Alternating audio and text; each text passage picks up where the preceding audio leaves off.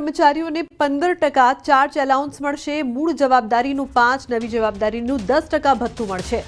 2021 પછીના કર્મચારીઓને લાભ। નાણાં વિભાગે નવા પરિપત્ર દ્વારા આ જાહેરાત કરી છે। વર્ગ 3 અને 4ના ફિક્સ પગાર કર્મચારીઓને લાભ થશે।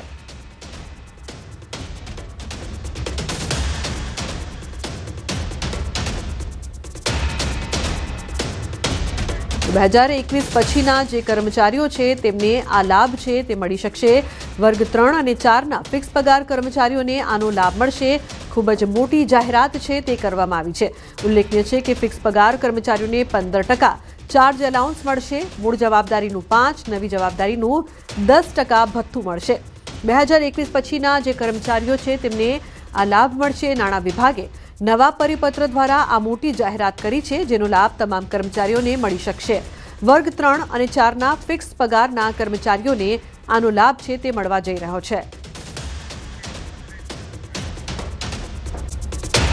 મળ્યો સૌરાષ્ટ્રનો સૌથી લાંબો ફ્લાયઓવર બ્રિજ। જામનગર ખાતે મુખ્યમંત્રી ભૂપેન્દ્ર પટેલે 226 કરોડથી વધુના ખર્ચે તૈયાર કરવામાં આવેલા સૌરાષ્ટ્રના સૌથી લાંબા ફ્લાયઓવર બ્રિજનું લોકાર્પણ કર્યું હતું। આ ફ્લાયઓવરના કારણે જામનગરના નાગરિકોને દ્વારકા, રિલાયન્સ, નયારા, GSFC તરફ તેમજ રાજકોટ રોડ તરફથી સરળતાથી વાહન વ્યવહારની સુવિધા મળી રહેશે તથા ટ્રાફિક જામ અને અકસ્માત જેવા બનાવોમાં પણ મોટી રાહત મળશે।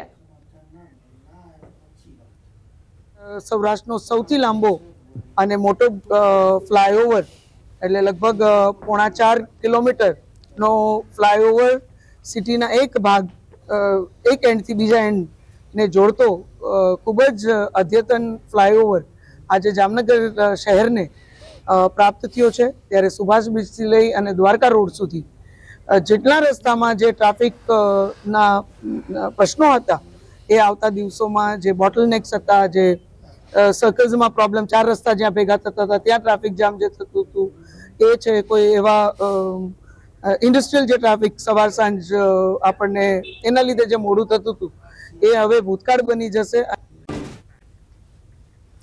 પાટણમાં પોલીસ પરિવાર અને સમર્થકોમાં જિગ્નેશ મેવાણી સામે વિરોધ। હેડક્વાર્ટર ખાતે પોલીસ પરિવાર તેમજ સમર્થકોએ એકઠા થઈને યોજી રેલી। મેવાણી વિરુદ્ધ સૂત્રોચ્ચાર સાથે રેલી યોજી કલેક્ટરને આવેદનપત્ર આપ્યું।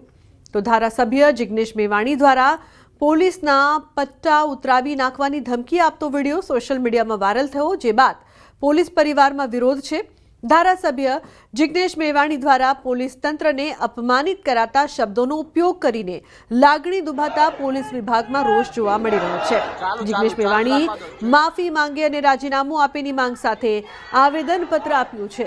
પોલીસ તંત્રને ઉશ્કેરણીજનક શબ્દો વાપરવાના મુદ્દે પાટણ કલેક્ટરને આવેદનપત્ર આપ્યું છે।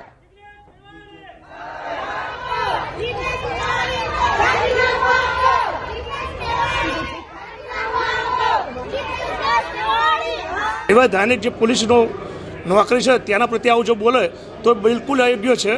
ખાલી સોશિયલ મીડિયાના માધ્યમો ખાલી પ્રચલિત થવા માટે અને વ્યૂ વધારવા માટેથી જે આ બોલવામાં આવતું હોય છે એ ધારાસભ્યને કદી શોભે નહીં। કોઈ બી હોય, કોરોના હોય અથવા તો આપણે બધા પ્રસંગ કરી શકીએ છીએ, એનું કારણ પોલીસ છે। સરકારી નોકરીમાં રાત દિવસ, બીજે કર્મચારીનો તો ટાઈમ બી હોય છે 11 થી 6 હોય, પણ અહીંયા કોઈના બી ટાઈમ નથી। પોલીસની નોકરીમાં રાત દિવસ હોય છે। અમે અમારા પરિવારનું જોઈએ છીએ તો પરિવાર વતી અમારે બધાને લાગણી દુભાય છે, કર્મચારીઓ વતી બી, કે ભાઈ આ વસ્તુ યોગ્ય નથી। તેઓ ધારાસભ્ય છે અને ધારાસભ્યશ્રીએ પોલીસ પ્રશાસન વિશે આવા શબ્દો ન બોલવા જોઈએ। પોલીસ પ્રશાસન કોઈ મત અને ચૂંટણીથી જીતાતું નથી, એના પાછળ 10-10, 15-15 વર્ષની મહેનત લાગે છે અને ત્યારબાદ આ હોદ્દા મળે છે। અને પોલીસ પ્રશાસન સમાજની સેવા માટે છે, એટલે એમના માટે આવા અપશબ્દો બોલવા એક ધારાસભ્યશ્રીને જરા પણ શોભા આપતું નથી અને એમણે જાહેરની અંદર પોલીસ પ્રશાસનની માફી માગવી જોઈએ અને જાહેર જનતાની પણ માફી માગવી જોઈએ। તો મેવાણી સામે હર્ષ સંઘવીના આડકતરા પ્રહાર। કેટલાક લોકો સરકારી કચેરીમાં જઈને ધમકી આપે છે।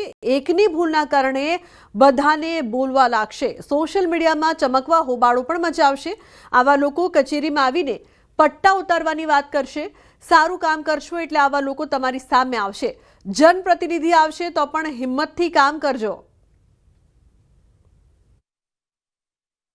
બધા પોલીસ વાળા ધ્યાન રાખી લેજો, પટ્ટા તમારા છે, તમારા ઉતરશે, મારા નહીં।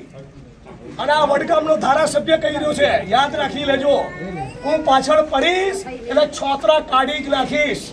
કોઈ એક જણે નાની મોટી ભૂલ કરી તો ખૂબ ભણેલા પોતાની જાતને કહેતા અનેક ડિગ્રીઓ જેની પાસે હોય પરંતુ ડિગ્રી જોડે જોડે સમાજનું સંસ્કાર જેને ના મળ્યું હોય એવા અનેક લોકો તમારી કચેરી આવશે, અનેક લોકો તમારા પટ્ટા ઉતારી લેવાની બી વાત કરશે, અનેક લોકો તમારી નોકરીઓમાંથી બી નિકાલ લેવાની વાત કરશે. પરંતુ ગાંધીજીએ જે કહેલું ને યાદ રાખજો, આપણી યથાશક્તિ આપણે મહેનત ચાલુ રાખવાની છે.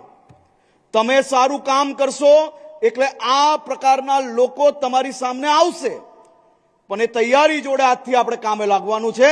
અને એ જે સામને આવેલા લોકો છે તેમાં જનપ્રતિનિધિઓ બી ક્યાંક ક્યાંક આવી શકે છે, તેમનાથી બી ચિંતા કરવાની આપણે જરૂર નથી.